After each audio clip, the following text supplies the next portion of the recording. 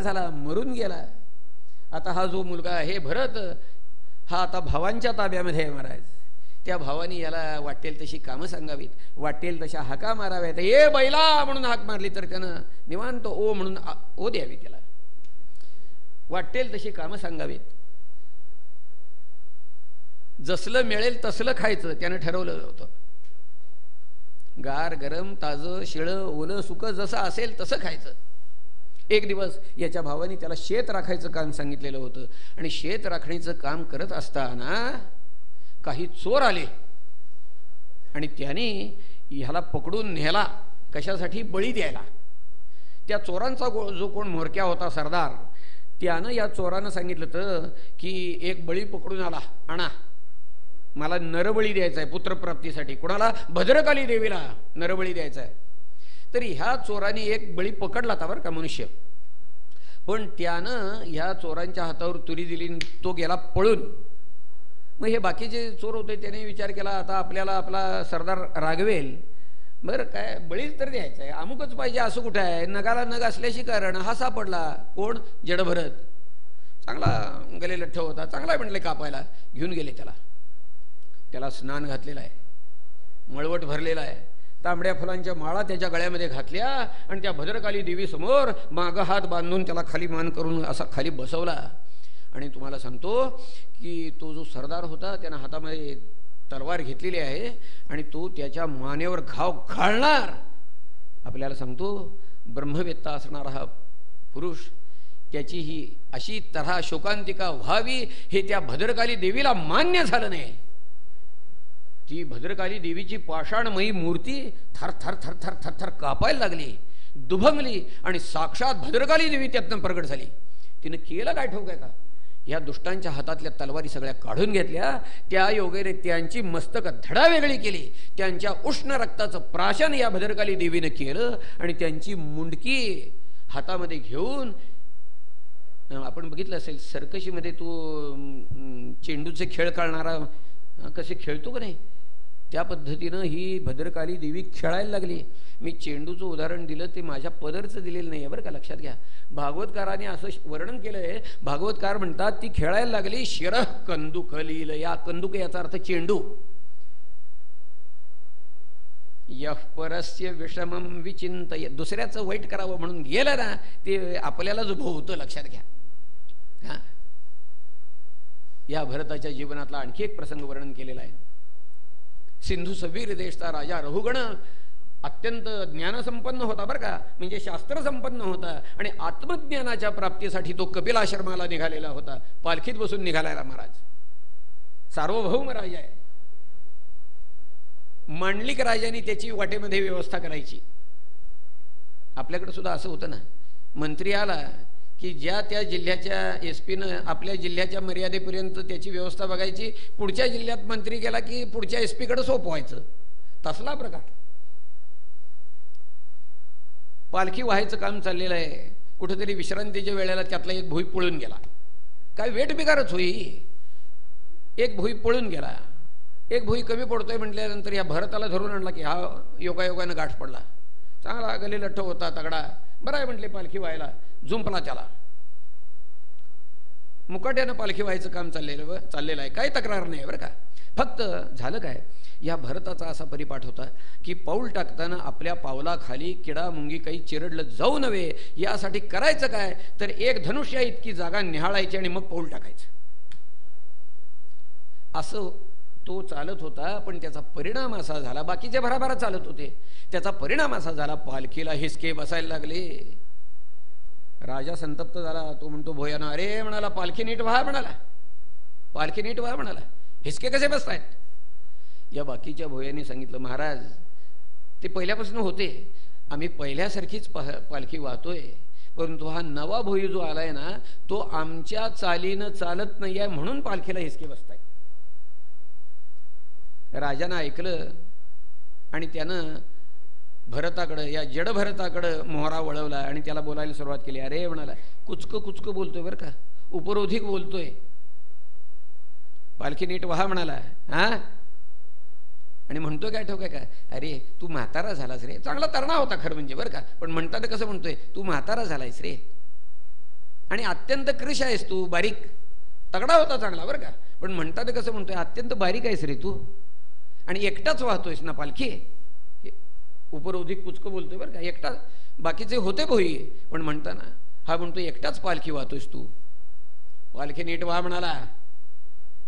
तरी सुद्धा भरताच्या परिपाठामध्ये काहीही फरक नाही. पहिल्यासारखेच हिसके बसतायत. हे बघितल्यानंतर राजा संतप्त झाला आणि म्हणतो, अरे म्हणाला पालखी नीट व्हा, नाहीतर म्हणाला यमाप्रमाणे बडवून काढेन म्हणाला. काय समजलास तुला? राजा असं बोलला आणि मग भरताने बोलायला सुरुवात केली बरं का. मी आपल्याला सांगतो, भरताने बोलायला सुरुवात केली असं म्हणायच्या ऐवजी त्या राजाचं भाग्य उदयाला आलं असं म्हणा. जडभरताने उत्तर काय दिलं ठाऊक आहे का? ते म्हणतात, राजा तू मगाचपासून व्यवहाराच्या दृष्टीनं उपरोधिक बोलतोयस, कुचकं बोलतोयस व्यवहाराच्या दृष्टीनं. अरे पण म्हणाले, असल्या बोलण्याचा कुणावर परिणाम होतो तुला ठाऊक आहे का? असल्या बोलण्याचा परिणाम देहाभिमानी पुरुषांच्यावर होतो. देहाभिमान याचा अर्थ देह म्हणजे मी, ही ज्यांची भावना आहे अशा लोकांच्यावर परिणाम होतो म्हणाले. परंतु माझ्या बाबतीत जर म्हणशील तर माझा आणि देहाचा काडीचा संबंध नाही आहे म्हणाला. बस. नाहं देहो नेंद्रियाण्यंतरंग नाहंकार प्राणवर्गो न बुद्धी दारापत्य क्षेत्र वित्ताति दूर साक्षी नित्य प्रत्यगात्मा शिवोहम शिवोहम शिवोहम शिव केवलोहम चिदानंद रूप शिवोहम शिवोहम. खालनं भरत उत्तर देत आहेत बरं का. राजा शास्त्र संपन्न होता, ग्रंथांचं अध्ययन झालेलं होतं. तो मनाशी विचार करतोय, चपापला. भोयाच्या तोंडनं ही शास्त्रसंमत वचनं ऐकायला येत आहेत हे बघितल्यानंतर चपापला. त्यानं पालखीतनं खाली उडी टाकली आणि पाय धरलेत. नमो नमः कारण विग्रहाय स्वरूप तुच्छीकृत विग्रहाय नमो दूत द्विजबंधुलिंग निगूढ नित्य अनुभवाय तुभ्यम. नमस्कार केला आणि तो म्हणतो, हे महापुरुषा आपण कोण आहात ते सांगा. आपण साक्षात अवधूत दत्तात्रेय आहात का ज्या कपिल महामुनींच्याकडे मी आत्मज्ञानाच्या प्राप्तीसाठी निघालो आहे ते साक्षात कपिल महामुनी आपण आहात? बोला. यानंतर भागवतकारांनी त्यांच्यात झालेला संवाद वर्णन केलेला आहे. राजानं आपली शंका मांडलेली आहे. हा संसार खरा आहे असं त्यानं आपलं मत मांडलेलं आहे. पण त्याला उत्तर जडभरताने दिलेलं आहे. ते म्हणतात, राजा हा संसार खोटा आहे, लक्षात ठेव. हा संसार मनानं निर्माण केलेला आहे. बस, मनानं निर्माण केलेला आहे. दिव्यामध्ये ज्याप्रमाणे तेल आणि वात असली की मग ती ज्योत, मग तो धूर, काजळी हे सगळं सुरू होतं, तसं आहे म्हणाले. मनाच्या तेलामध्ये गुणकर्मरूपी वाती घातल्या की मग जन्म परंपरा, कर्म परंपरा, फल परंपरा, पुनर्जन्म आणि मग योनी योनीतनं भ्रमण, हे सगळं संसार हा त्यामुळं सुरू होतो म्हणाले. ज्या वेळेला हे मन अमनी भावाला प्राप्त होतं त्यावेळेला हा संसार नाहीसा होतो. भरत सांगतायत म्हणाले, राजा अरे तुझ्यासारखाच मी सुद्धा एक सार्वभौम राजा होतो. अरे माझं मन त्या हरिण शावकामध्ये अडकलं म्हणून मला 3 जन्म घ्यावे लागले म्हणाले. बस, अशा तऱ्हेचा उपदेश करून त्याला संसार खोटा हे सांगितलं. आणि या संसाराचं अरण्याच्या रूपकानं पुढं वर्णन केलेलं आहे. त्याला भवाटवी म्हटलेलं आहे. आपण पुरे करूया. असो, अशा तऱ्हेनं ही कथा शुकाचार्याने परीक्षित राजाला सांगितली.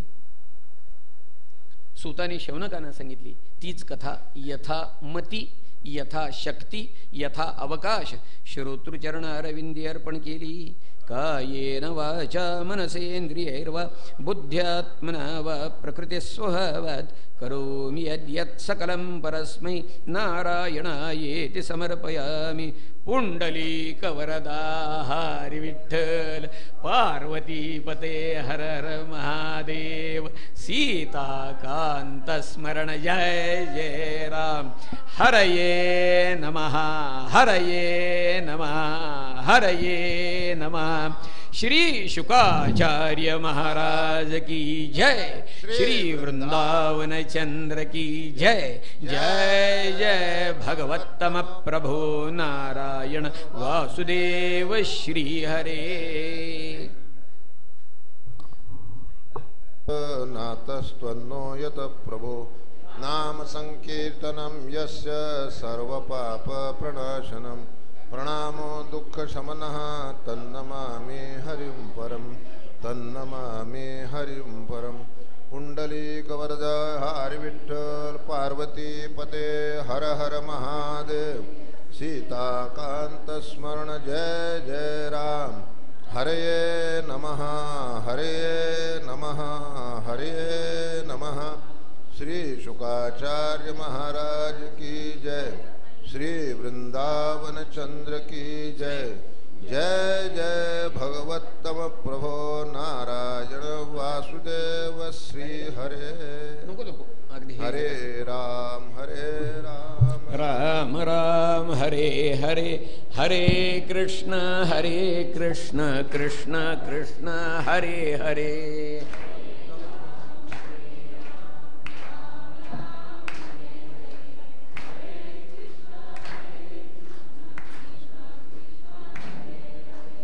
हरे राम राम राम हरे हरे हरे कृष्ण कृष्ण कृष्ण हरे हरे।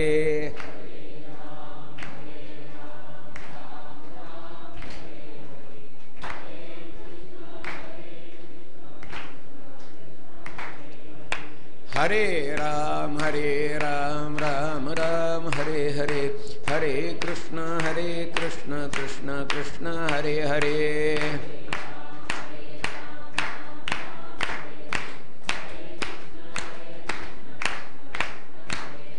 हरे राम राम राम हरे हरे हरे कृष्ण कृष्ण कृष्ण हरे हरे।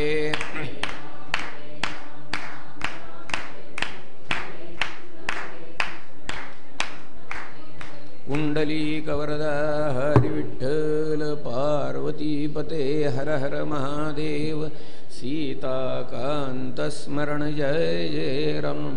हरये नमः हरये नमः हरये नमः। श्री शुकाचार्य महाराज की जय, श्री वृंदावन चंद्र की जय। जय जय भगवत्तम प्रभो नारायण वासुदेव श्री हरे। श्रीमद्वासुदेवाय नमः। जन्माद्यस्य तोऽन्वयादितरतश्चार्थेष्वभिज्ञस्वराट् तेने ब्रह्महृदाय आदिकवये मुह्यन्ति यत्सूरयः। तेजो वारिमृदां यथा विनिमयो यत्र त्रिसर्गो मृषा धाम्ना स्वेन सदा निरस्तकुहकं सत्यं परं धीमहि। यं प्रव्रजन्तमनुपेतमपेतकृत्यं द्वैपायनो विरहकातर आजुहाव पुत्रेति तन्मयतया तरवोऽभिनेदुस्तं सर्वभूतहृदयं मुनिमानतोऽस्मि। यस्वानुभावमखिलश्रुतिसारमेकमध्यात्मदीपमतितितीरशतान्तमोन्धं संसारिणां करुणयाः पुराणगुह्यं तं व्याससूनुमुपयामि गुरुं मुनीनां। कृष्णाय वासुदेवाय हरये परमात्मने प्रणतक्लेशनाशाय गोविन्दाय नमो नमः। वन्दे नन्दव्रजस्त्रीणां पादरेणुमभीक्ष्णशः यासां हरिकथोद्गीतं पुनातिभुवनत्रयं किरातहूणान्ध्रपुलिन्दपुल्कस आभीरकङ्कायवनाः खसादयः। येऽन्ये च पापा यदुपाश्रयाश्रयाः शुध्यन्ति तस्मै प्रभविष्णवे नमः। वागीशायस्य वदने लक्ष्मीर्यस्य च वक्षसि यस्यास्ते हृदये संवित् तन्नृसिंहमहं भजे। अज्ञानान्धस्य लोकस्य ज्ञानाञ्जनशलाकया चक्षुरुन्मीलितं येन तस्मै श्रीगुरवे नमः। पुण्डलीकवरदा हरि विठ्ठल हर हर महादेव सीताकांत स्मरण जय जय राम।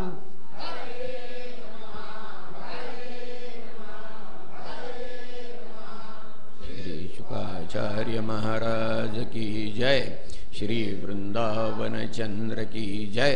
जय जय भगवत्तम प्रभो नारायण वासुदेव श्री हरे।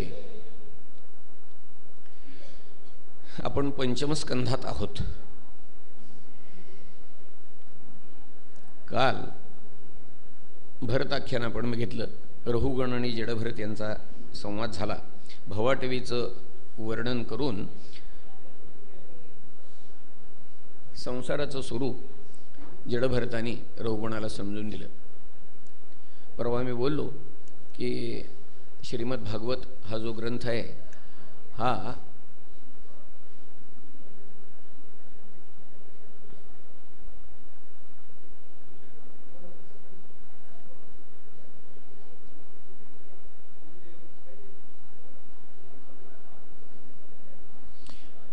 श्रीमद भागवत हा जो ग्रंथ आहे हा संवादात्मक स्वरूपाचा आहे. प्रश्न विचारणारा प्रश्न विचारेल त्याप्रमाणे विषयाला कलाटणी मिळते. आता तसा प्रकार आहे. इतका वेळ तात्विक विषय झाला. आता परीक्षित राजाने विचारले. तो म्हणतो, मुनिवर्य, भगवंताच्या सगुण आणि विराट स्वरूपावर लक्ष केंद्रित झाल्याशिवाय सूक्ष्म स्वयंप्रकाश अशा भगवंताच्या स्वरूपावर चित्त स्थिर होणं अवघड आहे. तेव्हा मला सगुण आणि विराट स्वरूप जे भगवंताचं आहे ते समजावून सांगा, असा त्यानं प्रश्न केलेला आहे. आणि याच्या उत्तरादाखल या ठिकाणी भागवतकारांनी भूगोलाचं आणि खगोलाचं वर्णन केलेलं आहे. इथं जे वर्णन केलेलं आहे हे आपण प्रत्यक्ष वाचा. ते जे वर्णन आहे ते आपल्या हल्लीच्या ज्या विश्वाच्या कल्पना आहेत त्याच्याशी मिळतं जुळतं नाही. आपल्या कल्पना आता वेगळ्या आहेत. त्यांनी त्यावेळच्या कल्पनेप्रमाणे केलं असेल म्हणा, किंवा कोणत्या युगातलं कोणत्या कल्पातलं वर्णन केलं हे सांगता येत नाही म्हणा, काय म्हणायचं ते असेल. परंतु ते आपल्या हल्लीच्या ज्या कल्पना आहेत त्याच्याशी जुळत नाही. फक्त एवढंच की इथं हे वर्णन आणण्याचा उद्देश आपल्याला सांगतो. असा उद्देश आहे की हे विश्व किती प्रचंड आहे याची कल्पना यावी आपल्याला. आणि दुसरी गोष्ट अशी की एवढ्या प्रचंड विश्वाचा अनंत ब्रह्मांडांचा, बरं का लक्षात घ्या, अनंत ब्रह्मांडे एके रोमी ऐशी धेंडे म्हटलेला आहे. तेव्हा अनंत ब्रह्मांडांचा चालक, मालक, प्रकाशक, सांभाळ करणारा जो परमात्मा आहे त्याचं सामर्थ्य किती अगाध आहे याचा ठसा आमच्या मनावर उमटावा हा त्यातला हेतू आहे. त्यामुळं इथलं वर्णन जरी आपण बाजूला ठेवलं आणि आपल्या हल्लीच्या पद्धतीप्रमाणे जरी विचार केला तरीसुद्धा आपल्या लक्षात येईल हे विश्व किती प्रचंड आहे. अक्षरशः आपल्या पृथ्वीपासूनच जर सुरुवात करायचं ठरवलं तर पृथ्वीचा व्यास 8000 मैलाचा व्यास आहे. परिघ साधारण 24,000 मैल झाला. ही पृथ्वी सूर्याभोवती प्रदक्षिणा घालते. सूर्याभोवती तिचा प्रदक्षिणेचा जो मार्ग आहे तो असा लंबवर्तुळाकार मार्ग, त्याची लांबी 55 कोटी मैल आहे. एवढं अंतर कापायला तिला 1 वर्ष लागतं प्रदक्षिणा पूर्ण करायला. याप्रमाणे शनी, युरेनस, नेपच्यून वगैरे जे आहेत त्यांना 30, 84, 164 इतकी वर्ष लागतात एका प्रदक्षिणेला. म्हणजे त्यांचे मार्ग किती प्रचंड असतील विचार करा. आपण धूमकेतू पाहतो, त्याचा पिसारा म्हणतात, खराटा म्हणतात. अक्षरशः कोट्यवधी मैल लांबीचे हे पिसारे असतात, खराटे असतात. 67 साली ज्यांनी बघितलं असेल, आम्ही बघितलेला मला आठवतंय, 67 साली ज्या वेळेला कोयनेचा भूकंप झाला, शास्त्रीजी गेले त्यावेळेला पहाटेच्या वेळेला सकाळी पूर्वेला दिसत होता केवढा प्रचंड अत्यंत तेजस्वी असा तारा आणि त्याच्या मागं तेजस्वी असा चांगला पिसारा होता.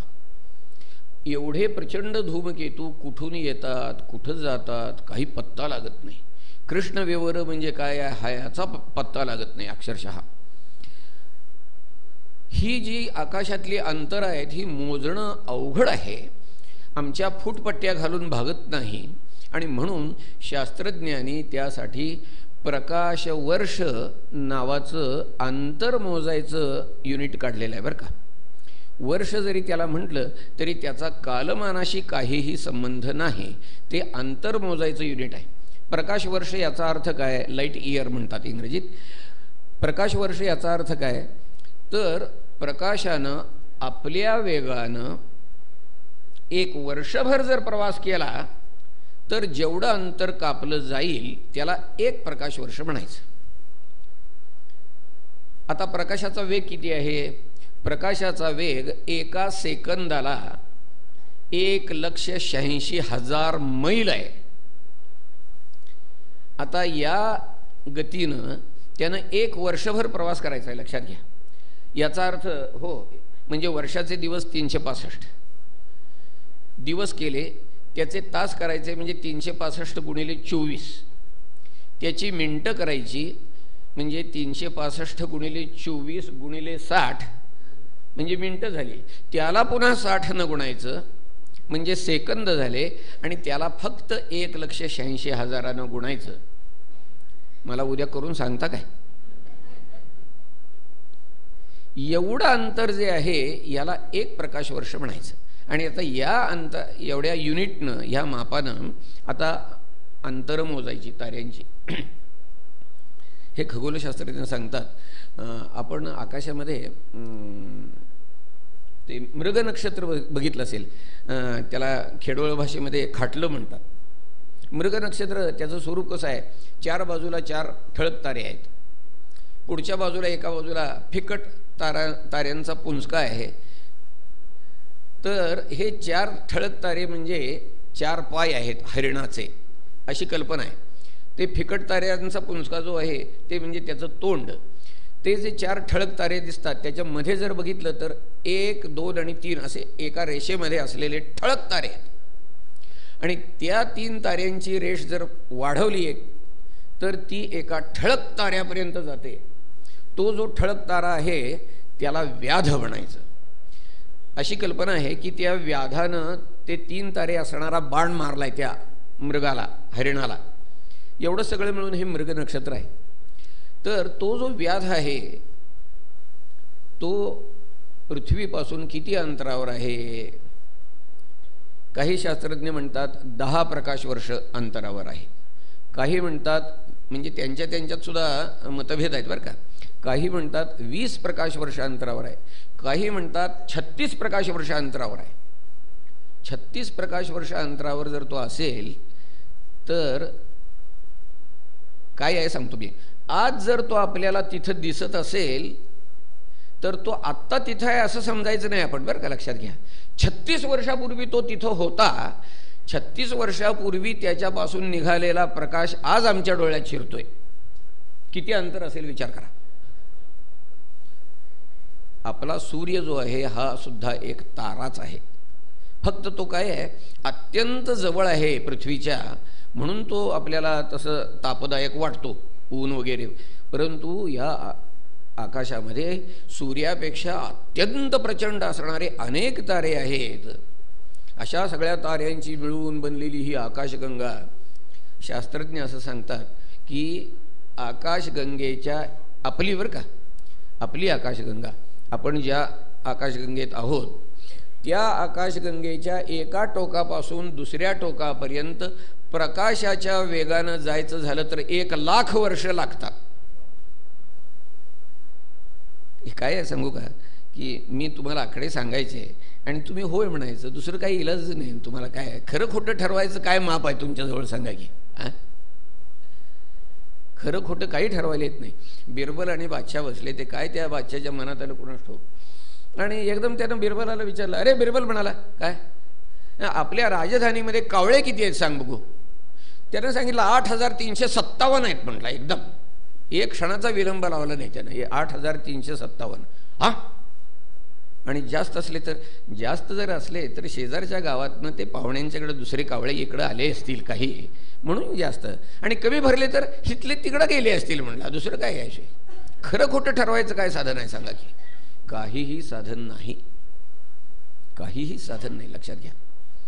आणि अशा अनंत आकाशगंगा या विश्वामध्ये आहेत असं म्हणतात. हे असं विश्व, असं ब्रह्मांड, आणि अशी अनंत ब्रह्मांडे एके रोमी ऐशी धेंडे. तुकाराम महाराज भगवंताचं वर्णन करताना म्हणाले, अनंत ब्रह्मांडे उदरी हरी हा बालक नंदा घरी. ज्याच्या उदरामध्ये, ज्याच्या शरीरामध्ये म्हणा अनंत ब्रह्मांडांचा वास आहे.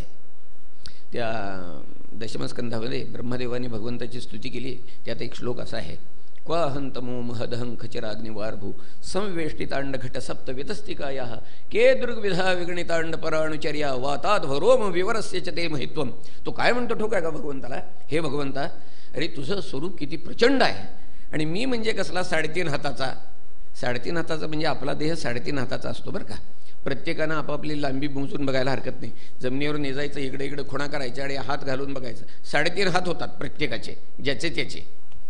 तो म्हणतो मी 3.5 हाताचा, म्हणजे ब्रह्मांड रूप बरं का हा ब्रह्मदेव.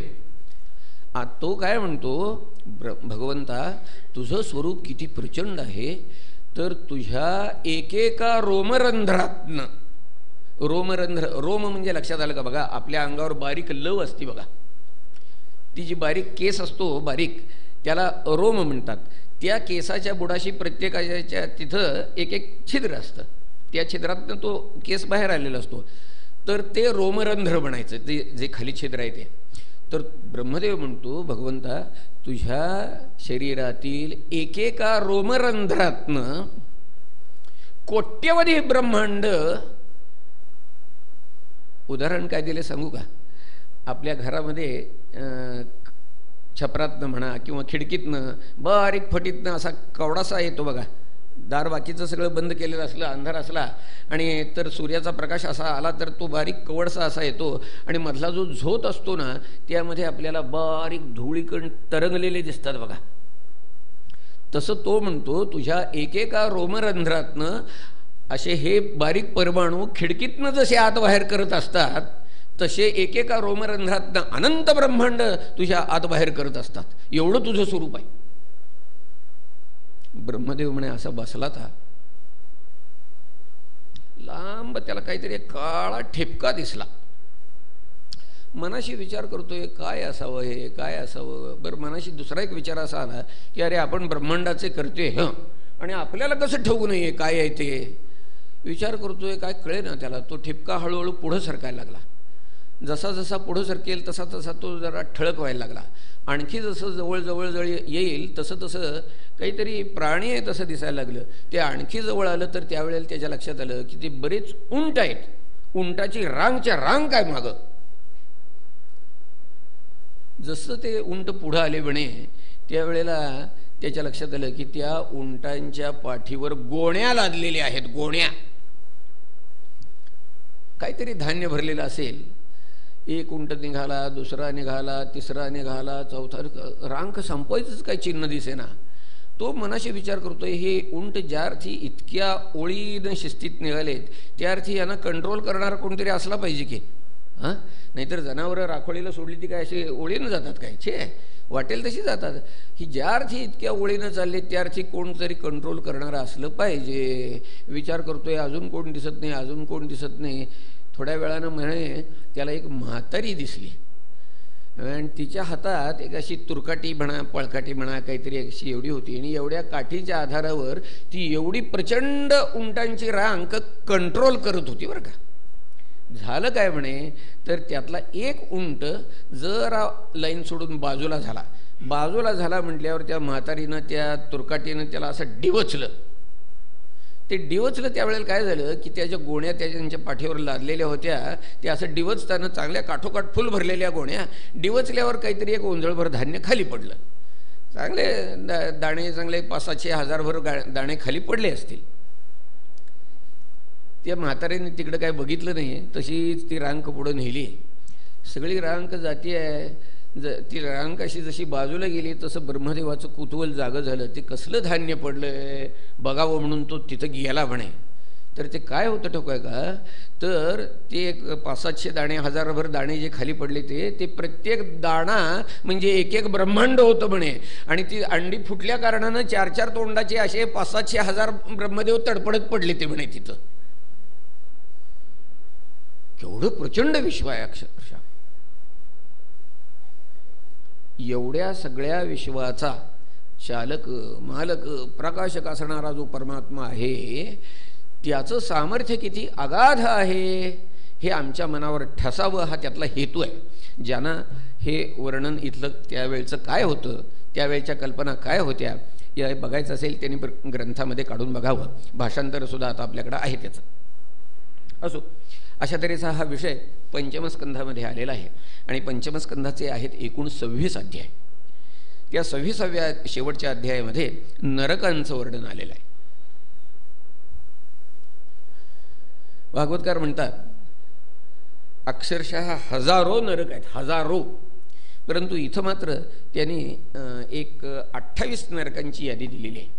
21 मुख्य नरक म्हणून सांगितलेलं आहे आणि 7 उपनरक सांगितलेले आहेत.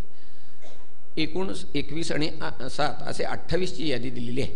आपण म्हणाल की हजारो नरक आहेत असं भागवतकार सांगतात आणि ही 28ंचीच यादी का दिली, तर प्रश्न असा आहे की किती नावं द्यायची हा प्रश्न आहे. नरकांची वर्णनं हां आपण टी व्हीवर तो मौसम का हाल बघतो की नाही, हां मौसम हवामान अंदाज, हां मग त्यावेळेला किती गावांचं टेम्परेचर दाखवतात हो. दिल्ली कलकत्ता मद्रास मुंबई फार तर 4-2 आणि 1 बस एवढेच. उगाच आपलं डिग्रजला किती होतं, नांद्र्याला किती होतं, टाकळीला किती, धामणीला किती, बोलवाडला किती असं जर दाखवत बसलं तर दिवसभर तेच दाखवत बसायला लागेल. लक्षात घ्या. तसं नरकांची सगळी जर यादी भागवतात द्यायची म्हटली तर ग्रंथ त्यानंच भरून गेला असता. म्हणून मुख्य मुख्य नरक काय ते सांगितले आहेत. हे जे नरक आहेत त्यांची निरनिराळी नावं आहेत, त्यांचं स्वरूप सांगितलेलं आहे. ते नरक कुणाकुणाला म्हणजे कोणकोणत्या प्रकारच्या पापी लोकांना ते प्राप्त होतात नरक तेही सांगितलेलं आहे. तामिश्र नावाचा नरक आहे, तामिश्र. तर हा नरक कुणाला प्राप्त होतो, जो दुसऱ्याची स्त्री धन आणि संतती यांचा अपहार करतो त्याला हा तामिश्र नरक प्राप्त होतो. आणि या नरकामध्ये खायला प्यायला काही मिळत नाही आणि यमदूत सारखे पाठीवर बडगे बसवत असतात. मारिती तोडीती झोडीती निष्ठुर यमाचे किंकर बहुसाल ठोकत असतात. हा तामिश्र नरक. अंध तामिश्र म्हणून एक नरक आहे. तो कोणाला प्राप्त होतो, तर दुसऱ्याच्या स्त्रीचा फसवून उपभोग घेणारा जो आहे त्याला हा अंध तामिश्र नरक प्राप्त होतो. आणखी एक नरक कुंभीपाक नाव त्याचं. हा कोणाला प्राप्त होतो, तर जे लोक पशुपक्ष्यांना जिवंत शिजवतात किंवा भाजतात. वांग भाजल्यागत प्राणी भाजणारे लोक आहेत बरं का, लक्षात घ्या. तर अशा लोकांना हा नरक प्राप्त होतो आणि तिथे शिक्षा काय मिळते त्यांना, तर उकळत्या तेलाच्या कढईमध्ये टाकून ह्या लोकांना तिथं तळलं जातं. काय आहे, जे पापी लोक आहेत त्यांना पापाची फलं भोगण्यासाठी यमयातना भोगण्यासाठी एक विशिष्ट देह दिला जातो. यातना देह म्हणायचं त्याला. जसं कैद्याला तुरुंगात गेला म्हणजे आपला पहिला पेहराव उतरून ठेवून तिथले कपडे घालावे लागतात, त्या पद्धतीनं त्याला असा पेहराव दिला जातो, यातना देह दिला जातो. त्यामध्ये यातना तर भोगाव्या लागतात पण प्राण जात नाही. लक्षात घ्या. हा कुंभीपाक नरक सांगितला. कालसूत्र नावाचा एक नरक आहे. म्हणजे कसं आहे, तर हजारो योजने लांब आणि रुंद असं तांब्याच्या पत्र्याचं एक मोठं मैदान आहे बस. आणि जे लोक आई वडील ब्राह्मण वेद यांची अवज्ञा करतात त्यांना हा नरक प्राप्त होतो म्हणे. हे जे लांब रुंद तांब्याचं या पत्र्याचं मैदान आहे म्हणून सांगितलं, त्या मैदानाला खालनं अग्निनारायण तापवतो आणि वरनं सूर्यनारायण तापवतो.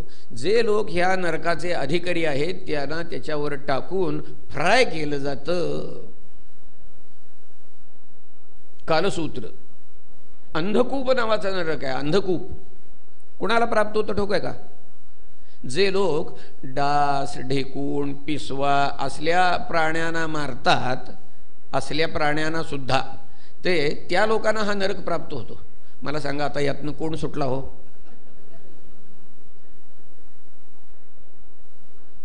अविची नावाचा नरक आहे बरं का, अविची. तो कोणाला प्राप्त होतो, तर जे लोक साक्षीमध्ये साक्ष देताना किंवा व्यवहार करताना खोटं बोलतात त्यांना हा नरक प्राप्त होतो. आम्ही व्यवहार करताना साक्ष देताना धडधडीत खोटं बोलतो.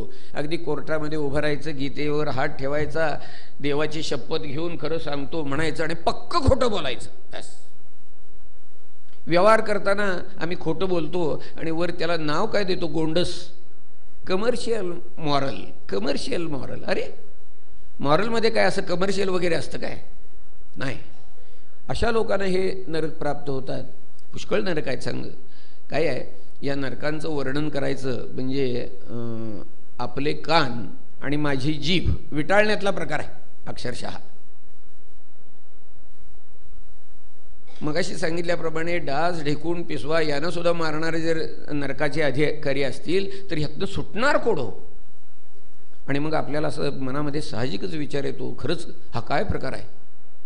अहो आपल्यालाच भीती वाटते असं नव्हे तर त्या परीक्षित राजाला सुद्धा वाटली. तो म्हणतो शुकाचार्यानं, नरपती म्हणे शुकमुने, नरपती म्हणे शुकमुने.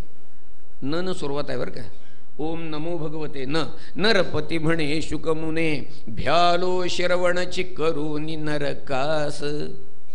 नरपती म्हणे शुकमुने, भ्यालो श्रवणची करूनी नरकास. वद तरतो कोणाची, पाप समुद्री धरोनी नरकास. हा पाप प्रकार काय आहे? पातक म्हणजे काय? थोडासा विचार करायचा बरं का आपण. पातक कशाला म्हणतात? पातक कशाला म्हणतात? व्यवहारात कसे शब्द आहेत बघा. जे पच न करतं त्याला पाचक म्हणतात. जे दह न करतं त्याला दाहक म्हणतात. जे वह न करतं त्याला वाहक म्हणतात. सरण करतं त्याला सारक म्हणतात. तसं जे पत न करतं त्याला पातक म्हणतात. लक्षात घ्या. पत न करतं त्याला पातक म्हणतात. हे पतन कशामुळं होतं? शास्त्र सांगतं. म्हणाले विहितस्य अनुष्ठानात निंदितस्य च सेवनात. विहितस्य अनुष्ठानात निंदितस्य च सेवनात अनिग्रहाच्य इंद्रियाणां नरः पतनमृच्छति. विहितस्य अनुष्ठानात याचा अर्थ असा, शास्त्रानं ज्या गोष्टी करा असं सांगितलेलं आहे त्या न करणं त्याला म्हणायचं विहितस्य अनुष्ठानात.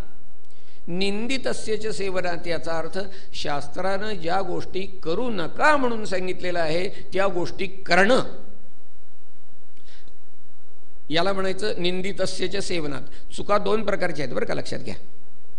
जे करा म्हणून सांगितलंय ते करायचं नाही त्याला म्हणायचं एरर ऑफ ओमिशन. आणि जे करू नका म्हणून सांगितलंय ते करायचं याला म्हणायचं एरर ऑफ कमिशन.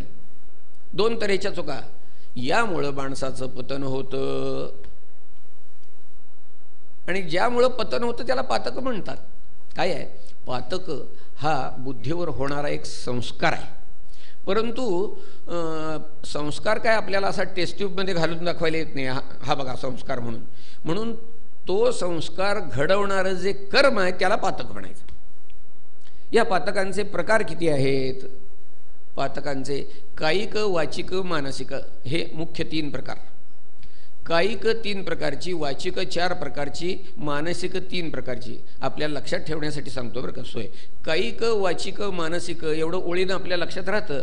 त्यानंतर आपण एक आकडा लक्षात ठेवायचा 343. 343 आकडा म्हणजे काय? कायिक 3, वाचिक 4. आकडा जर लिहिला 3 4 3. कायिक 3 प्रकारची, वाचिक 4 प्रकारची आणि मानसिक 3 प्रकारची.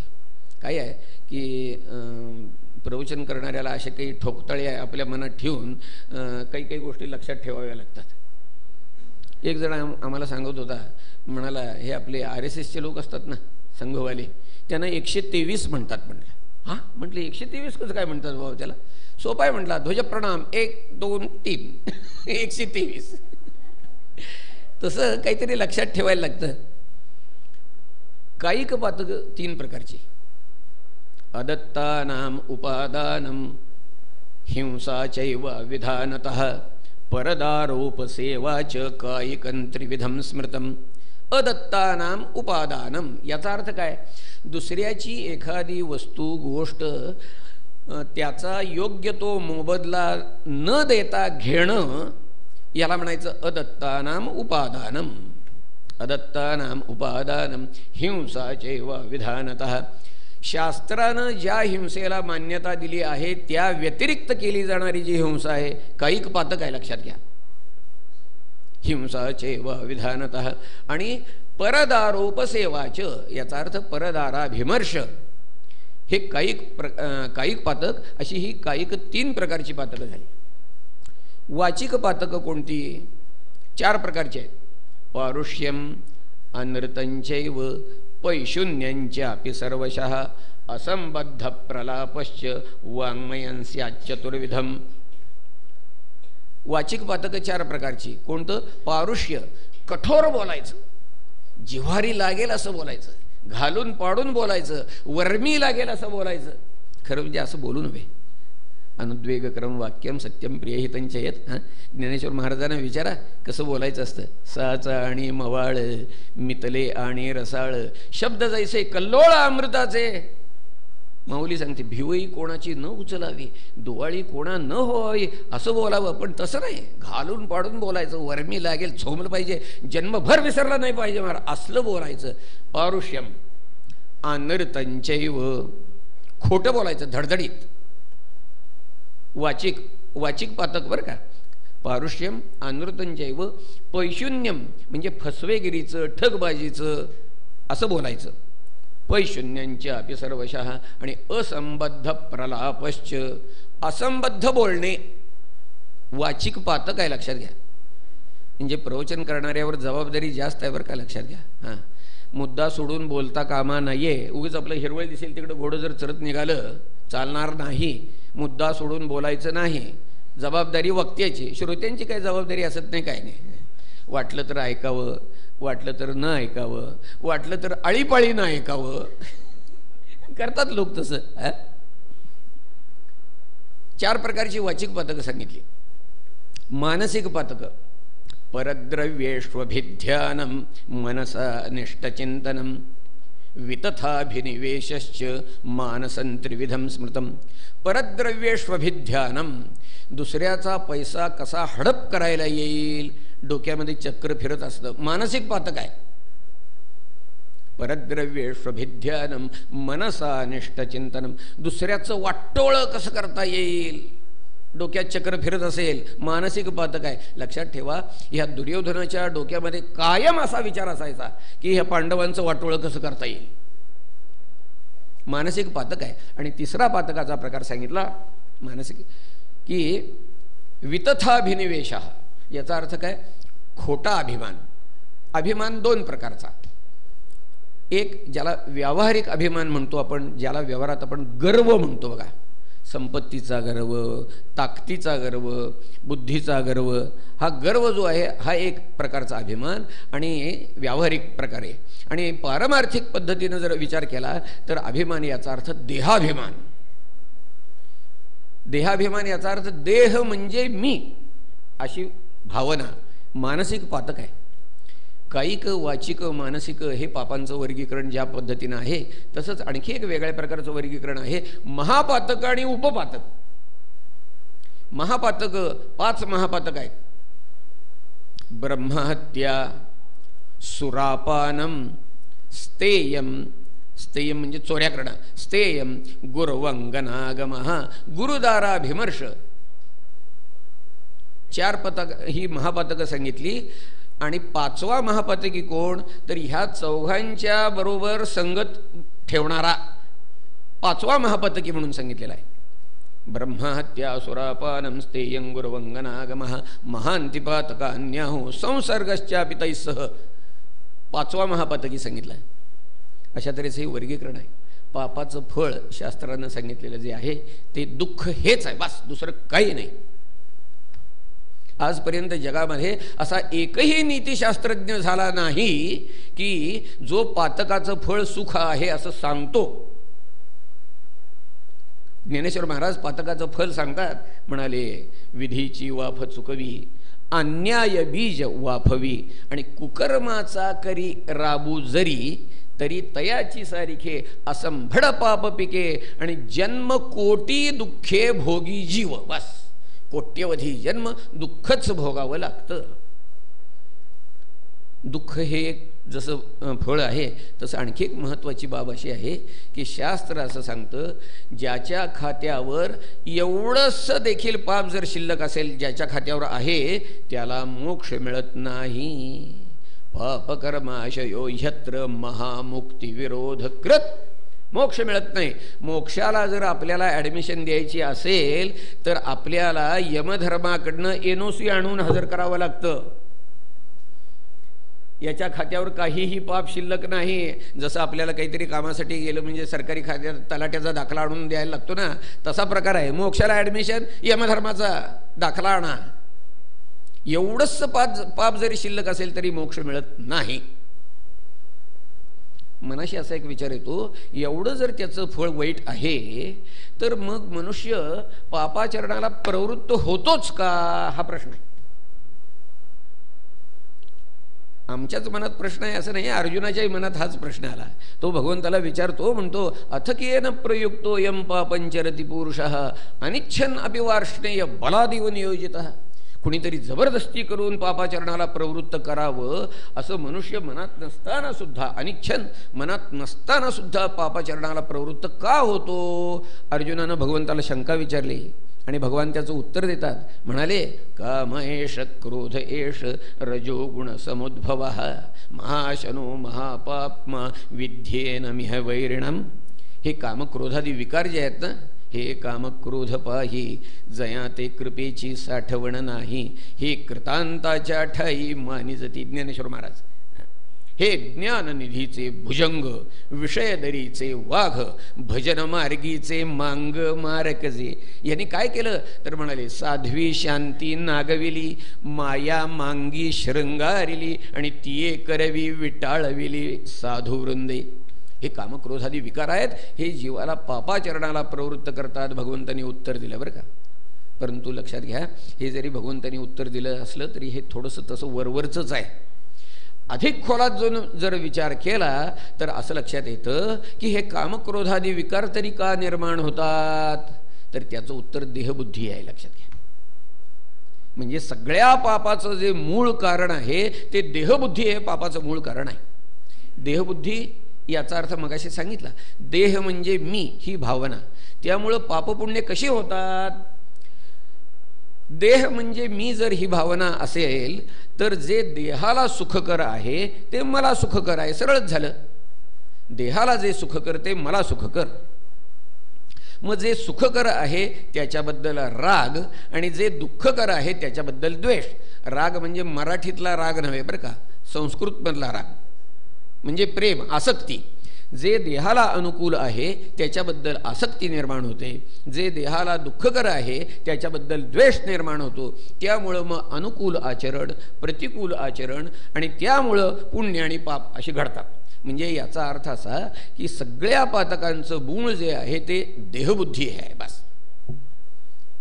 आणि म्हणून महाराज म्हणाले की मी देह म्हणता ब्रह्महत्या कोटी. मी देह म्हणता ब्रह्महत्या कोटी येऊन या पाठी थोपटी ती म्हणे. अत्यंत प्रचंड पाप आहे. मी काल आपण बोललो बघा की भागवतकार म्हणतात की साधकानं भगवंताचे पदकमल म्हणजे आपल्या पापरूपी पर्वतावर फेकलेलं वज्र आहे अशी कल्पना करावी. मनाशी विचार येतो की काय हो, आम्ही पर्वतप्राय पातक केलंय का. पर्वतप्राय पातक केलंय का. अहो देहबुद्धी हे पर्वतप्राय पातक आहे. लक्षात घ्या. जाता जात नाही.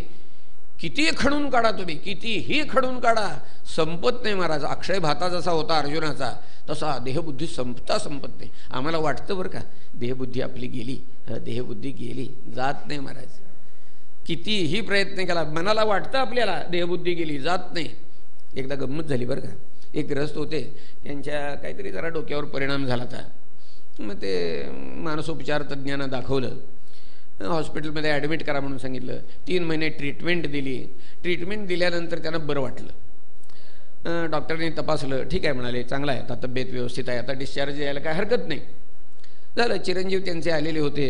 डॉक्टर त्यांना म्हणाले की हे बघा, म्हणाले तुम्ही आता उद्या या, उद्या डिस्चार्ज देऊया. झालं. मग ह्यांनी चिरंजीवानी त्या वडिलांना रूम त्यांच्यासाठी घेतलेली होती त्या हॉस्पिटलमध्ये. रूममध्ये ते राहिले ते. मग चिरंजीवानी सांगितलं, म्हटले नाना उद्या आपल्याला डिस्चार्ज मिळणार आहे, उद्या आपण घरी जायचं. उद्या सकाळी डॉक्टरने 9:30ला बोलवलेलं आहे, मी येतो. सकाळी उठल्यानंतर तुम्ही जरा आवरून ठेवा, मला जरा ऑफिसला जायचं आहे, गडबड आहे, तेव्हा तुम्ही आवरून ठेवा, आपण जाऊया. बरं म्हटले नाना. झालं. दुसऱ्या दिवशी सकाळी 9:30ला हे आले. 9:30 आवरून ठेवा म्हणून सांगितलं, तर पण नानांनी काय आवरलंच नव्हतं, जसं होतं तसंच होतं सगळं. तो आत खोलीमध्ये आला. अहो नाना तुम्ही आवरलं नाही का म्हटलं. हां, मला जरा ऑफिस होतं म्हणून सांगितलं. तर बरं जाऊ दे म्हणाला, अजून मला डॉक्टरने बोलवलेलं आहे, एकदा सगळं बिल काय आहे त्याचं बघायचं, पुढची ट्रीटमेंट काय आहे ते बिल भरून ट्रीटमेंट पुढची काय आहे ते घेऊन येतो, मी एक अर्ध्या तासात देतो, तुम्ही जरा आवरून ठेवा. आवरून ठेवा म्हणून हा गेला. अर्ध्या तासानं परत आला. तर नानांनी काय आवरलेच नव्हतं. नाना आपले कॉटवर बसले ते असे. आत आला आणि पुन्हा विचारतो, अहो नाना तुम्ही आवरलं नाही का काही. नाही राहिलंच म्हणाले. बरं म्हणाले. मग आता त्यानं सगळं भराभरा आवरलं, सुटकेस भरल्या सगळ्या 2. आणि म्हणाला नाना मी आता जरा टॅक्सी घेऊन येतो, तर तुम्ही कोट टोपी घाला, म्हणजे आपण जायचं. तिथं हँगरला कोट टोपी वगैरे सगळं लावलेलं होतं. तिथं हा गेला. 10-15 मिनिटांनी टॅक्सी घेऊन आला. नाना आपले कॉटवर बसलेले. अहो नाना आपण जायचं आहे ना, तुम्ही कोट टोपीसुद्धा घातली नाही अजूनही. हां, मी सुटकेस घेऊन पुढं होतो, टॅक्सीमध्ये ठेवतो, तोवर तुम्ही कोट टोपी घालून या बघू. हा 2 सुटकेस घेऊन पुढे गेला. नाना आत्ता येतील मग येतील, आत्ता येतील मग येतील. 5 मिनटं झाली, 10 मिनटं झाली, नाना यायचं काही लक्षणच नाही. परत रूमवर आला. नाना आपले कॉटवर बसलेले. अहो नाना आपल्याला जायचं आहे ना. मग तुम्ही बसला का. हो जायचं की म्हणाले. नाही अहो पण मगाचपासून मी तुम्हाला सांगतोय चला चला आवरा, कोट टोपी घाला, आणि तुम्ही काय उठतच नाही आहे. नाही म्हणाले जायचं आहे आपण. बरं मग काय. पण म्हणाले पण म्हणजे काय म्हणाला, पुढं काय जायचं आहे ना आता, चला की. नाना म्हणाले पण म्हणजे असं, पण मी इथनं आता गेल्यानंतर मग इथं कोण म्हटले दुसरं. अरे बापरे. मला आता सांगा, इथं कोण जर त्यांना शंका येत असेल तर हे बरे झाले म्हणायचं का सांगा. तसा प्रकार आहे आमचा. आमची देहबुद्धी गेली गेली गेली गेली जरी म्हटलं तरी जात नाही महाराज. ही जी देहबुद्धी आहे, ह्या देहबुद्धीच्या पातकासाठी 2 कलमाखाली खटला भरला जातो बरं का, लक्षात घ्या. व्यवहारात असं आपण बघतो बघा, पेपर वाचतो आपण, ते तर अमुक कलमाखाली तमुक कलमाखाली खटले भरले जातात. तसं देहबुद्धीच्या पापासाठी 2 कलमाखाली खटला भरला जातो. एक हा गुन्हा कोणता आहे तर देहबुद्धी हा इम्पर्सोनेशनचा गुन्हा आहे, लक्षात घ्या. इम्पर्सोनेशन म्हणजे काय सांगतो, तोतयगिरी. असायचं एक आणि भासवायचं दुसरं. आपण असायचं एक, भासवायचं दुसरं. एक मनुष्य होता, त्यानं स्त्री पार्ट घेऊन SSCच्या परीक्षेला बसून बायकोच्या नावावर तिला पास करायचा प्रयत्न केला. तो सापडला वगैरे, मग त्याला शिक्षा झाली, भाग वेगळा. परंतु हा जो प्रकार आहे ना, याला इम्पर्सोनेशन म्हणायचं. स्वतः शिवस्वरूप असताना स्वतःला शवस्वरूप म्हणणं. शव म्हणजे देह, शरीर. स्वतः शिवस्वरूप असताना स्वतःला शवस्वरूप म्हणणं इम्पर्सोनेशन आहे, लक्षात घ्या. या कलमाखाली एक गुन्हा खटला भरला जातो. आणि दुसरं देहबुद्धी म्हणजे आत्महत्येचं पातक आहे, लक्षात घ्या. आत्महत्येच्या कलमाखाली. परंतु गंमत अशी आहे, आत्महत्या हे असं पातक आहे की ते जर सक्सेसफुली केलं असेल तर त्याला शासन काहीही करू शकत नाही. तसा प्रकार आहे हा आत्महत्येचा, देहबुद्धीचा. देहबुद्धी हे आत्महत्येचं पातक आहे, लक्षात घ्या. आपण म्हणाल की आत्म्याची कधी हत्या होती का हो. नैनच्छिंदनी शस्त्राने तुम्ही वर्णन करता आणि आत्म्याची हत्या होती म्हणता. आत्म्याची हत्या होती बरं का. ज्ञानेश्वर महाराजांना विचारा. ज्ञानेश्वर महाराज म्हणाले, देहा एवढे मीपण हेची आत्मयासी मरण. बस, देहा एवढे मीपण हेची आत्मयासी मरण. स्वतः विश्वस्वरूप असताना मी 3.5 हाताचा देह आहे म्हणणं हे मरण आहे म्हणाले आत्म्याचं. आणि गंमत अशी आहे की आत्महत्येच्या पातकासाठी त्याला शिक्षा नाही. शास्त्रामध्ये सुद्धा नाथराय म्हणाले, कोटी ब्रह्महत्यासी कोटी गोहत्यासी प्रायश्चित्त आहे शास्त्रार्थेसी. बरं का, लक्षात घ्या. कोट्यवधी गोहत्या कोट्यवधी ब्रह्महत्या झाल्या तरी त्याला शास्त्रानं प्रायश्चित्त सांगितलेलं आहे. पण म्हणाले आत्महत्या घडे त्यासी प्रायश्चित्त त्यासी असे ना. आत्महत्या आहे केवढं प्रचंड पातक आहे सांगू का. एक कोष्टक सांगतो, लक्षात घ्या. आपण दशमान पद्धतीचं कोष्टक ऐकतो, शतमान पद्धतीचं कोष्टक ऐकतो. दशमान पद्धती मिली सेंटी डेसी मीटर वगैरे 10 गुणायचं असं दशमान पद्धतीचं कोष्टक. तसं हे कोटीमान पद्धतीचं कोष्टक आहे बरं का, लक्षात घ्या. शास्त्र असं सांगतं की 1 कोटी गोहत्या म्हणजे 1 ब्रह्महत्या. लक्षात घ्या, 1 कोटी गोहत्या म्हणजे 1 ब्रह्महत्या. 1 कोटी ब्रह्महत्या म्हणजे 1 स्त्री हत्या. 1 कोटी स्त्री हत्या म्हणजे 1 भ्रूण हत्या. 1 कोटी भ्रूण हत्या म्हणजे 1 यती हत्या.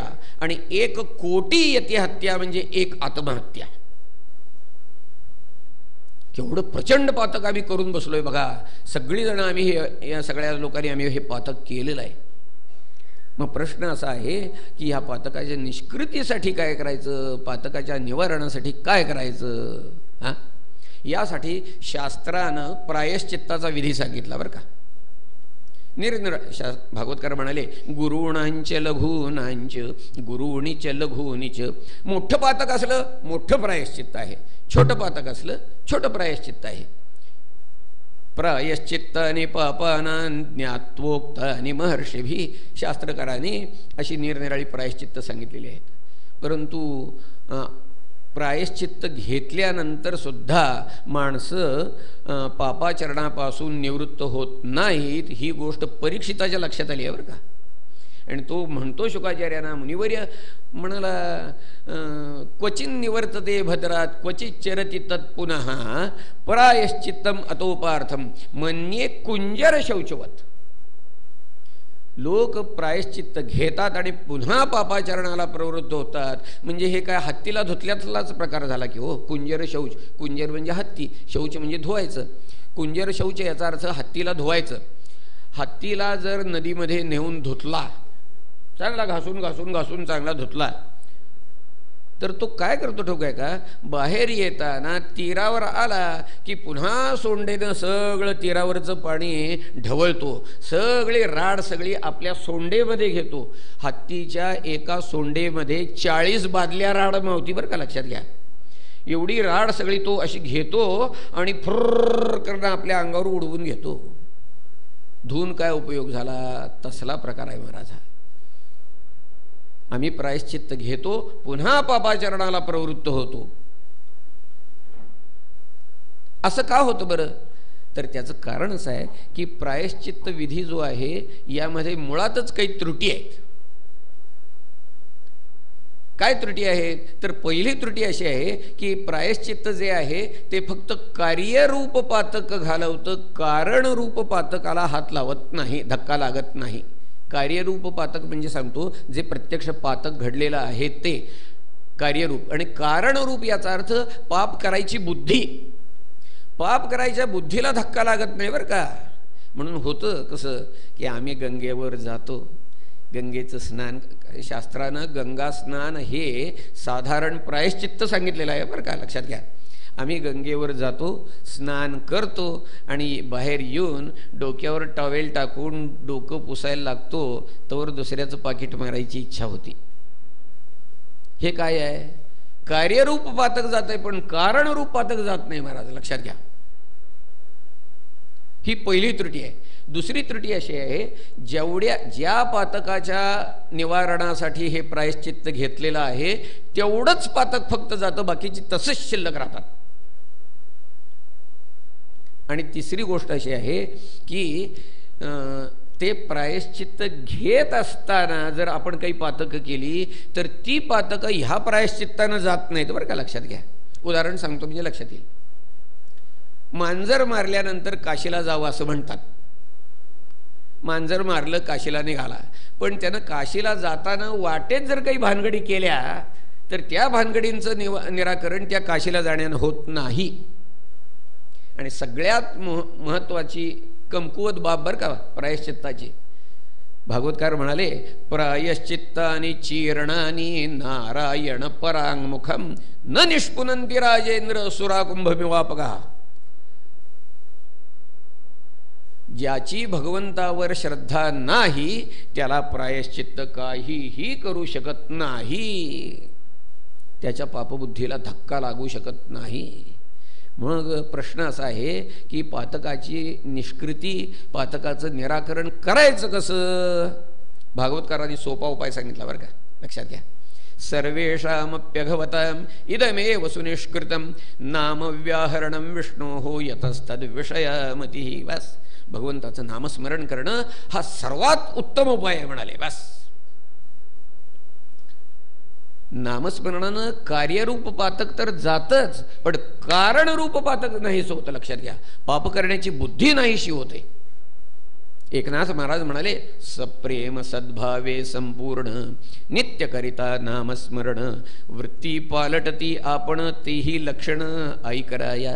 नामा सरिसाचे हरी रिघे हृदया माझारी तेणे धाके अभ्यंतरी हो लागे पुरी हृदय शुद्धी. प्रपंच सांडोनी वासना जडो निठाके जनार्दना. अहंकार सांडी अहमपणा, देहबुद्धी गेली बरं का, लक्षात घ्या. अहंकार सांडी अहमपणा सोहम सदना माझी रिघे. चित्त विसरो निचित्ता जडो निठाके भगवंता. मनाची मोडली मनोगतता संकल्प विकल्पता करू विसरे. मनाची मोडली मनोगतता याचा अर्थ मन अमनी भावाला प्राप्त होतं. लक्षात घ्या. आणि ऐसी देखोने मनाची मोडली मनोगतता संकल्प विकल्पता करू विसरे.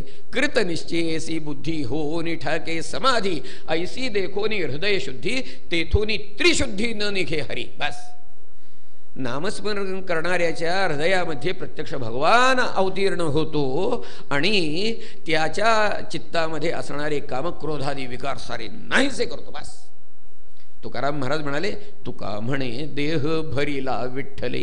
तुका म्हणे देह भरीला विठ्ठले कामक्रोधे केले घर रीते. हा, काम काय आहे हे हृदय, हे आहे ना, हे हृदय मंदिर म्हणजे भगवंताचं खरं वास्तव्याचं ठिकाण आहे बरं का. जर तो मालक या हृदयामध्ये आला तर विकार कशाला राहता? तो एखादा मनुष्य आहे, कल्पना करा, 25 वर्ष नोकरीच्या निमित्तानं कुठेतरी आपलं गाव सोडून जाऊन राहिला तिकडं. 25 वर्षानंतर आला, तोपर्यंत त्याचं घर सगळं पडून गेलेलं होतं, भिंती झाडल्या, त्या कौलं फुटलेली होती, आत कोळिष्टक माजलेली होती, भिंतीला भसके पडले, ते कुत्री आत जाऊन राहत होती. लक्षात घ्या. मला सांगा, ही कुत्री त्या घरामध्ये किती वेळ राहता? तो जोपर्यंत दाराची कडी काढून मालक आत पाऊल टाकत नाही तोपर्यंत कुत्री इथं आहेत. मालकानं चौकटीतनं दारात पाऊल टाकलं की कुत्री भसक्यातनं बाहेर. बरोबर आहे? तसा प्रकार आहे. या हृदय मंदिराचा खरा मालक परमात्मा आहे. तो ज्या वेळेला हृदयामध्ये येतो त्यावेळेला सारे विकार, षड्रिपू ज्याला म्हणतात, काम क्रोधादी विकार सगळे नाहीसे होतात, बाहेर निघून जातात. महाराज लक्षात घ्या, सारे विकार नाहीसे होतात. कीर्तना, ज्ञानेश्वर महाराज, कीर्तनाचे नि नटनाचे नाशिले व्यवसाय प्रायश्चित्ताचे. कीर्तनाचे नि नटनाचे नाशिले व्यवसाय प्रायश्चित्ताचे. प्रायश्चित्त घ्यायचं कारणच नाही. हो, नामसंकीर्तन करा. नाशिले व्यवसाय प्रायश्चित्ताचे. आमचे तीर्थरूप या प्रायश्चित्ताचे या शब्दाचा आणखी एक वेगळा अर्थ सांगायचे. प्रायश्चित्ताचे म्हणजे व्यवहारात आपण ही पापनिष्कृतीसाठी प्रायश्चित्त घेतो, हा एक अर्थ झाला. दुसरा अर्थ असा, ते म्हणायचे की प्रायश्चित्ताचे म्हणजे प्रायः अधिक चित्ताचे बरोबर प्रायश्चित्ताचे. चित्ताचे नाशिले व्यवसाय प्रायश्चित्ताचे. प्रायः चित्ताचे व्यवसायच नाहीसे होतात याचा अर्थ मन अमनी भावाला प्राप्त होतं. लक्षात घ्या.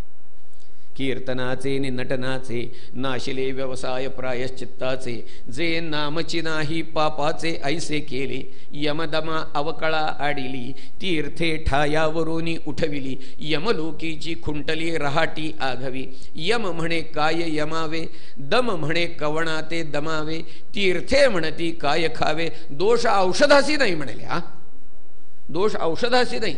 औषधाला दोष लागतो का हो? बोलायची पद्धत आहे. दोष औषध असं लोक म्हणतात बघा.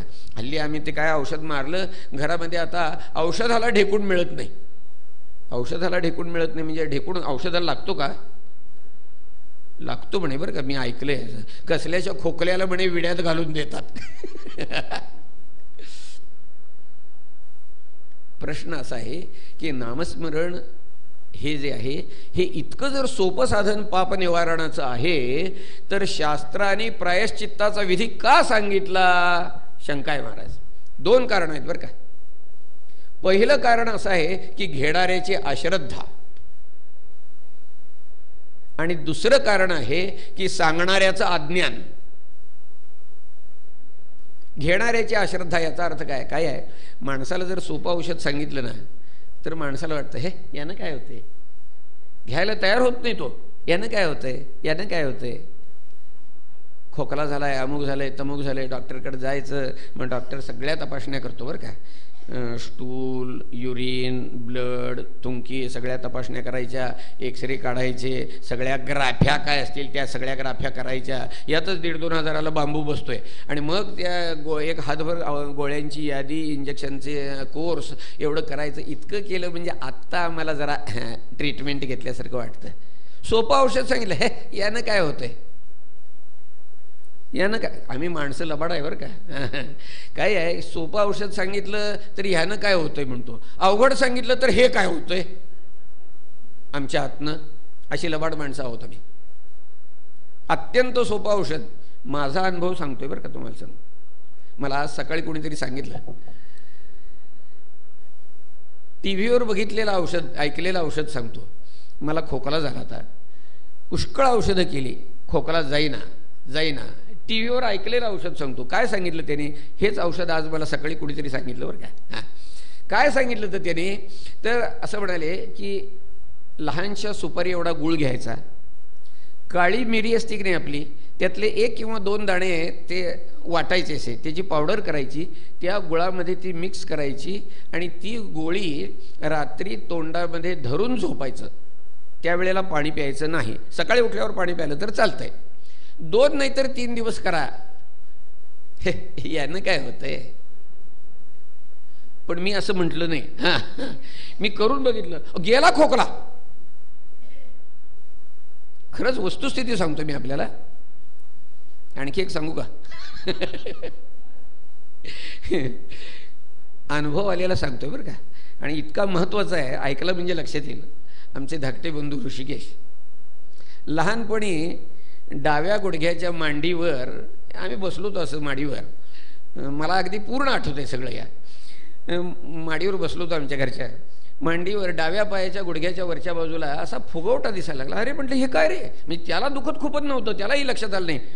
बघितलं असं, अरे होय की म्हटलं काय आहे काय बघ, काय कळे ना. हळूहळू ती सूज वाढायला लागली.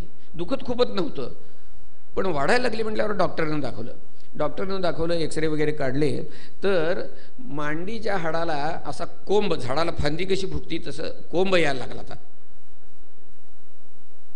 मिरजेचे सुप्रसिद्ध डॉक्टर सध्याचे orthopaedic surgeon doctor GS Kulkarni त्यावेळेला मिशन हॉस्पिटलमध्ये होते. तर ते सगळं दाखवलं, मिशनमध्ये दाखवलेलं. मी ऑपरेशन करायचं ठरलं.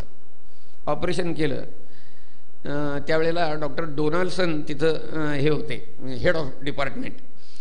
तर ते ऑपरेशन मी बघितलं, वरनं बघत होतो आम्ही. तर ऑपरेशन वगैरे झालं, शिवलं ते नंतर. कारण काय ते ऑपरेशन करायचं म्हणजे तिथं दुसरं ते सरळ कापून काढतात ते हाड, आलेला कोंब. झालं नंतर मग ते जखम वगैरे शिवून, त्या जखमेचे टाके हलू नव्हेत किंवा तुटू नव्हेत यासाठी पाय हलता कामा नये म्हणून प्लॅस्टर घातलेलं होतं. वरच्या बाजूला, खालच्या बाजूला, गुडघ्याला सगळ्यात सकट प्लॅस्टर घातलेलं होतं बरं का. 3 आठवड्यानंतर ते प्लॅस्टर काढलं. पण 3 महिने त्या मसल्सना हालचाल नसल्या कारणानं गुडघा ताठ वाकत नव्हता. गुडघा पाय असा झालं. मग आता आम्ही म्हटलं त्या डॉक्टरना, आता हे वाकायसाठी काय करायचं?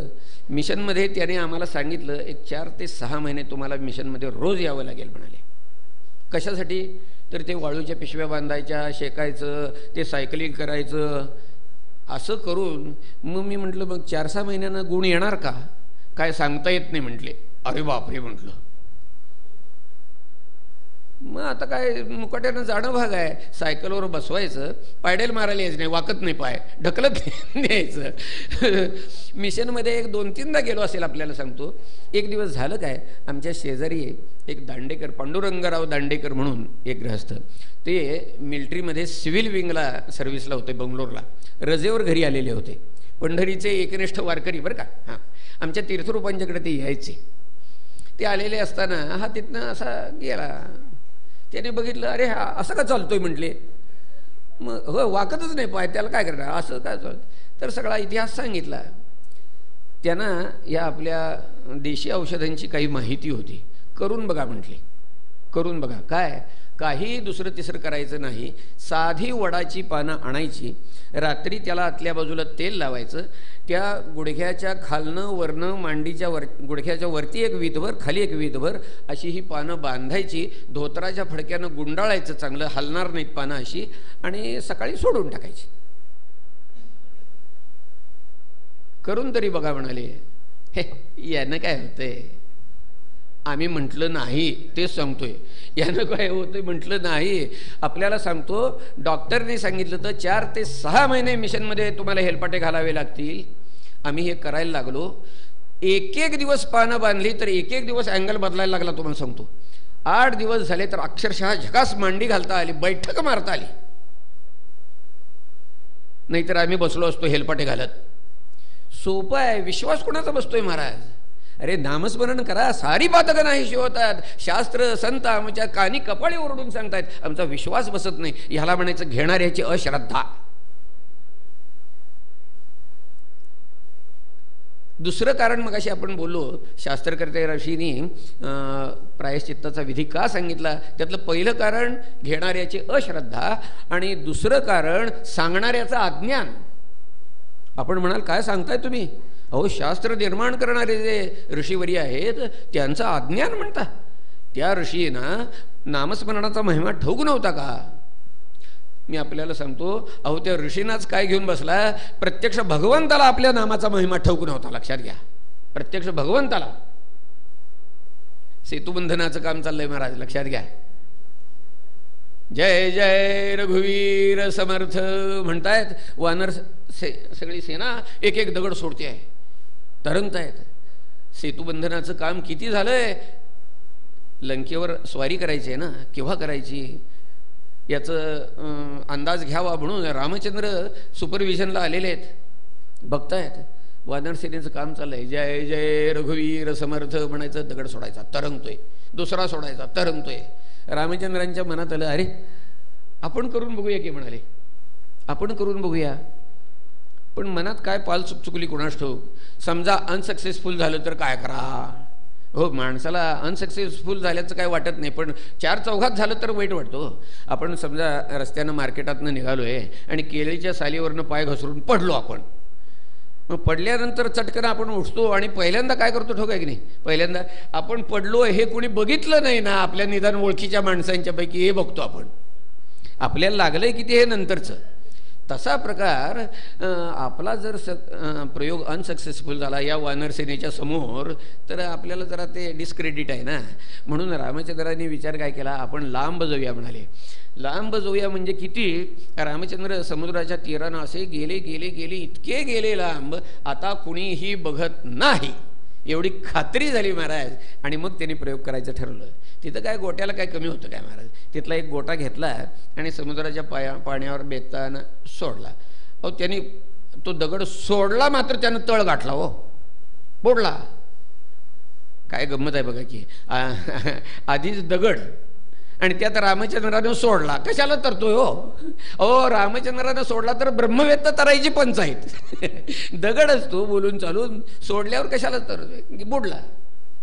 रामचंद्र विचार करतायत, म्हणाले आता हे असं कसं काय झालं बुवा, आणखी एकदा करूया म्हणाले प्रयोग. म्हणून आणखी एक दगड घेतला, पुन्हा बेतानं सोडला, पुन्हा बुडला. आता काय करावं म्हणाले, इजा बिजा तिजा, आता एकदा तिसऱ्यांदा करून बघूया. म्हणून त्याने तो दगड घेतला आणखी एक, आणि इतक्या अलगदपणानं सोडला, तुम्हाला सांगतो इतक्या अलगदपणानं. म्हणजे ती पोरं सरफेस टेन्शनचा प्रयोग करतात. ठाऊक आहे का तुम्हाला? बघा, सरफेस टेन्शनचा प्रयोग म्हणजे काय सांगतो. वाटीत काठोकाठ पाणी घ्यायचं बरं का, काठोकाठ पाणी घ्यायचं अगदी, आणि दाढीचं ब्लेड असतं का नाही, 7 o'clock वगैरे असलं ब्लेड त्या पाण्यावर असं आडवं बेतानं सोडायचं. तरंगत आहे बरं का, लक्षात घ्या, करून बघा. पूर्वी, आता हल्ली ते पैसे सुद्धा नाहीतर आपले 20 पैसे वगैरे जे असतात नाणं तरंगतात बरं का पाण्यावर. एवढे भारी आहेत आपले पैसे, कळलं का? हो, खरंच. तर मी बघितलेलं आहे म्हणून सांगतोय. पाण्यावर असं बेतानं सोडलं ना तरंगतात.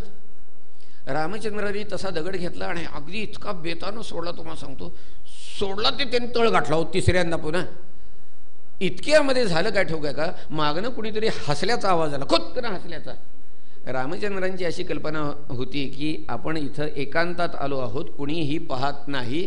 मागणं कुणी हसलं बघितल्यानंतर चमकून त्याने एकदम मागं वळून बघितलं. मागं मारुतीराय. चेहरा रामचंद्रांचा पडला. काय आपली फजिती मारुतीरायाला कळली. अरे मारुती म्हणाले, तू केव्हा आलास? मारुतीरायाने सांगितलं, प्रभू म्हणाले, पहिला दगड बुडला ना तेव्हापासून मी आहे म्हटली इथं. तुकाराम महाराज म्हणतात, भगवंता, अरे तुझ्या नामाचा महिमा तुझं न कळे मेघश्यामा, तुका म्हणे आम्हा जन्म गोड यासाठी. हा नामस्मरणाचा महिमा भगवंताला ठाऊक नव्हता. भागवतकार म्हणतात फक्त 12 लोकांना ठाऊक होता हा नामस्मरणाचा महिमा. लक्षात घ्या. स्वयंभू, नारदः, शंभू, कुमारः, कपिलः, मनुः, प्रल्हादः, जनकः, भीष्मः, बलिः. 10 झाले बरं का. वैयासकी म्हणजे शुकाचार्य, आणि वयम म्हणजे कोण? आम्ही म्हणजे कोण? यमधर्म सांगतायत. यमधर्म सांगतात. म्हणाले हा नामस्मरणाचा महिमा फक्त आम्हा 12 लोकांना ठाऊक होता, बाकी कोणालाही ठाऊक नव्हता. मग शास्त्रकर्ते ऋषी प्रायश्चित्ताचा विधी सांगतील, नाही तर काय करतील हो दुसरं? हा, ज्याला संजीवनीचं औषध ठाऊक आहे तो मनुष्य कुटकी, धमासा, रगतरोडा, पित्तपापडा, जटामावशी असले औषध देईल का? नामस्मरणाचा महिमा ठाऊक नाही महाराज. सांगायचा मुद्दा असा आहे की पापाच्या निष्कृतीचं सगळ्यात सोपं साधन आहे महाराज. माणसाच्या हातून काही ना काही कर्म घडतच असतं. लक्षात घ्या. गीताकार म्हणाले, शरीर वांग मनोभिर यत्कर्म प्रारभते नरः न्याय्यम व विपरीतम. न्याय्यम व विपरीतम. व एक न्याय्य याचा अर्थ एक योग्य तरी असेल किंवा अयोग्य तरी असेल. याचा अर्थ माणसाच्या हातून पाप किंवा पुण्य घडतच असतं, आणि त्याच्या निष्कृतीसाठी नामस्मरण हा अत्यंत सोपा उपाय आहे. या नामस्मरणाचं महात्म्य आमच्या लक्षात यावं, या पंचमस्कंध संपलाय बरं का आपला. हां, यासाठी 6ठ स्कंदामध्ये भागवतकारांनी अजामेळाचं आख्यान सांगितलेलं आहे. वरकुलज कान्यकुब्जी विप्र अजामेळ असे महादोषी. वरकुलज कान्यकुब, वन सुरुवात आहे. वासुदेवाय नमो भगवते. वरकुलज कान्यकुब्जी विप्र अजामेळ असे महादोषी. दासी पती पितृधर्म स्त्री नय सोडून तिलाच तो पोषी. धर्मपत्नी होती बरं का. पहिल्यांदा हा अजामेळ खरोखर सदाचरणी होता, परंतु काय पाय घसरला आपल्याला सांगतो. आणि एकदा पाय घसरला की मग माणसाचं काय खरं नाही. विवेक भ्रष्टानाम भवती विनिपात शतमुखा. बस इतका पाय घसरला याचा. धर्मपत्नीला सोडून एका वेश्येला घेऊन राहायला लागला हा. तिच्यापासून त्याला काही बरीच पोरं झाली. कुणाचं नाव काय, कुणाचं नाव काय, कुणाचं नाव काय ठेवलं. पण योगायोगानं शेवटचा जो मुलगा होता त्याचा धाकटा, त्याचं नाव नारायण ठेवलेलं होतं. आणि हा नारायण म्हणजे सगळ्यात धाकटा मुलगा, शेंडे फळ. त्यामुळे त्याचं अत्यंत आवडतं. सारखं नारायण आला का, नारायण गेला का, नारायण बसला का, नारायण उठला का, नारायण जेवला का, नारायण खाल्ला का, या पद्धतीनं सारखं घरात नारायण का नर आहे, उन्हात नारायण का खेळत आहे, घरात नारायण का नर आहे, नारायणा शीतल पाज पाणी, नारायणी रंगली विप्रवाणी. सारखं नारायण नारायण नारायण असं त्याच्या तोंडात यायचं महाराज. जसं जसं पुढं ह्या अजामेळाच्या पातकाचा घडा भरला त्या वेळेला त्याला यमपुरीला नेण्यासाठी यमदूत आलेले आहेत. आणि मग त्या यमदूतानी आल्यानंतर आपला फास हातातला असा घेतला, सावरला आणि असा त्याच्या गळ्यामध्ये टाकला, तुम्हाला सांगतो. आणि गळ्यामध्ये टाकून त्याला ओढायला सुरुवात केली. त्या यमदूतांचं ते अक्राळ विक्राळ भेसूर स्वरूप बघितलं आणि हा घाबरला बरं का. आणि घाबरून त्यानं आपल्या पोराला हाक मारली, नारायणा धाव म्हणाला. बस योगायोग असा की त्याच्या घराच्या बाहेरच्या बाजूनं विष्णुदूत निघालेले होते. त्याने ही हाक ऐकली. ते मनाशी विचार करतायत, अरे आपल्या मालकांचं नाव घेऊन कोण हाक मारतंय, काय प्रकार आहे बघूया म्हणून आत गेले. आत गेले तर हे यमदूत ह्याला घेऊन निघालेले होते. यमदूतांची आणि विष्णुदूतांची नजरानजर झाली. त्या यमदूतांच्या लक्षात आलं पुढचा प्रसंग काय येते. झालं ह्या विष्णुदूतांनी यमदूतांना विचारलं, म्हटले याला का घेऊन निघालाय? अत्यंत पापी आहे हो म्हणाले. अत्यंत पापी आहे म्हणाले. यमपुरीला नेतो, आपल्या पापाची फळं भोगेल म्हणाले. यमदूतांना हे विष्णुदूत विचारतायत, काय हो म्हणाले, तुम्हाला कायदा ठाऊक नाही का म्हणाले. ठाऊक आहे की म्हणाले. त्यांनी आधी पुढं काय होणार याचा अंदाज बांधला होता बरं का यमदूतांनी. पुढं म्हणाले कायदा ठाऊक नाही का विचारले. हो ठाऊक आहे म्हणाले. काय आहे सांगा. भगवंताचं नामस्मरण जर केलं तर सारी पातकं जळून भस्म होतात. सारी पातकं जळून भस्म होतात. तृण अग्नी मेळे समरस झाले, तैसे नामे केले जपतारी, हरी उच्चारणी अनंत पापराशी, जातील लयासी क्षण मात्रे, तृणाग्नी मेळे समरस झाले, तैसे नामे केले जपतारी. सारी पातकं नाहीशी होतात. मग यानं नामस्मरण केलंच. प्राण प्रयाण समयी यमदूत जेव्हा, येती घडे किमपिही हरिदास्य तेव्हा, आजन्म पातक जळे मग त्या पवित्रा, होतील दुर्गती कशा मग त्या विचित्रा. पातक सारी जळून भस्म होतात. मग ह्याने विचारलं, मग असं जर आहे आणि ह्यानं आत्ता नारायणा म्हणून हाक मारली ना, मग याला तुम्ही यमपुरीला का घेऊन निघाला? तर त्याने उत्तर काय दिलं ठाऊक आहे का? याने देवाचं नाव कुठे घेतलंय, यानं पोराला हाक मारली म्हणाले. अहो नारायणा धाव कुणाला म्हणाला? अहो पोराला हाक मारली त्यानं काय भगवंताला हाक मारली नाही, पोराला. बरोबरच आहे. आणि वस्तुस्थिती तशीच होती बरं का, लक्षात घ्या. त्यानं पोरालाच हाक मारलेली होती. आणि हा मुद्दा जो आहे हा तुकाराम महाराजांनी म्हणा समर्थांनी बरोबर नोट केलेला आहे बरं का. तुकाराम महाराज म्हणाले, पुत्राची या मिशे नष्ट म्हणे नारायण. समर्थ म्हणतात, अजामेळ पापी वदे पुत्र कामे, त्यानं पोरालाच हाक मारलेली होती. हे पुन्हा पुन्हा यमदूत सांगतायत की यांनी पोराला हाक मारली, पोराला. हे मग त्यांनी विचारलं, म्हणले अहो नारायण नाव कुणाचं? ते पुन्हा सांगतायत हे पोराचं नाव आहे म्हणून. इतक्या ज्या वेळेला अडून बसायचं हे बसले ते असं दिसलं, त्यावेळेला याने विचारलं, नारायण नाव कुणाचं आहे हो? म्हटली कुणाचं आहे? नाही म्हटले पोराचं आहे.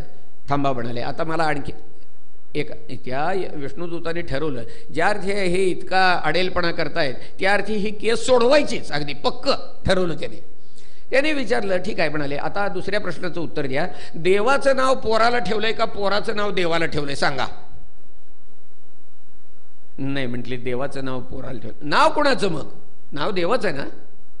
मी आपल्याला सांगतो, ही अजामेळाची केस विष्णुदूतांनी केवळ एवढ्या टेक्निकल मुद्द्यावर सोडवली आहे बरं का. नाव कुणाचं एवढ्यावर सोडवले. या विष्णुदूताने यमदूतांच्या कमरेत लाथा घातल्या आणि हाकलून लावलं त्यांना. ते गेले की हो कुणाकडं? यमधर्माकडं. आणि सांगायला लागले, काय हो म्हणाले, आम्ही असं ऐकलं होतं की आपणच सगळ्या या जगाचे चालक मालक प्रकाशक असं आम्ही समजत होतो. बरं मग काय झालं? काय नाही म्हटले, आज आमच्या कमरेत लाथा घालणारे लोक गाठ पडले आम्हाला. काय झालं, त्यांनी सगळा झालेला प्रकार होता तो सांगितला. यमधर्म म्हणतात, अरे कसले आम्ही चालक आणि मालक घेऊन बसलाय.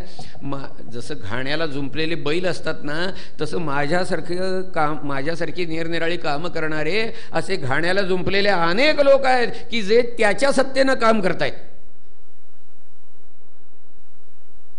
यम सांगे दूत, तुकाराम महाराज सांगतात, यम सांगे दूत तुम्हा नाही तेथे सत्ता, जेथे हरिकथा होय घोषणामाच, नका जाऊ तया गावा, नका जाऊ तया गावा, नामधारकाच्या शिवा.